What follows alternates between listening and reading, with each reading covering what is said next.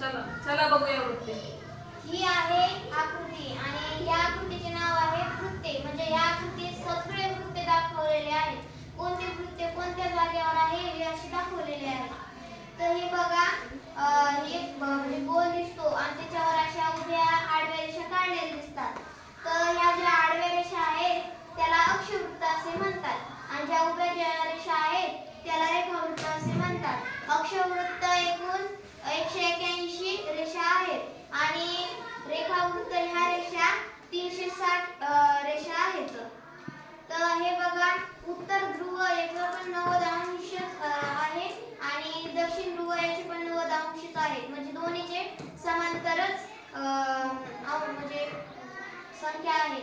आणि हे सर्वात म्हणजे उत्तर ध्रुव कसला आहे बघा, 66°30' आर्किटिक वृत्त. नंतर त्याच्या खाली 180° रेखावृत्त येतो आणि नंतर त्याच्या खाली 23°30' कर्कवृत्त असे येतो. नंतर ऐन मध्यभागी म्हणजे मध्यभागीच्या कडेला किंवा पूर्वेकडे घेऊ आपण 0° विषुववृत्त. हे पूर्वेकडून 0° विषुववृत्त आहे आणि विषुववृत्ताच्या खाली 23°30' मकर वृत्त आहे. त्यानंतर मग हे तर 66°30' आर्किटिक वृत्त होतं. तर आता इथं 66°30' अंटार्क्टिक वृत्त आहे. आणि नंतर मग हे बघा, हे तर सूर्य दिसतो.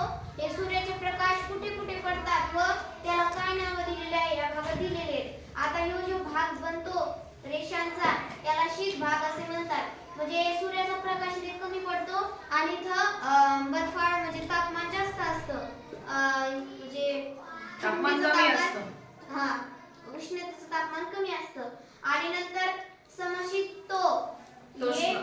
समशीतोष्ण इथे म्हणजे समांतर तापमान असतं. हे बघा, इथे पण आहे आणि इथे पण आहे. म्हणजे सूर्याचा प्रकाश इथे कमी पडतं आणि इथे थोडं त्याच्याहून जास्त पडतं. आणि जर मग सरळ उष्ण हे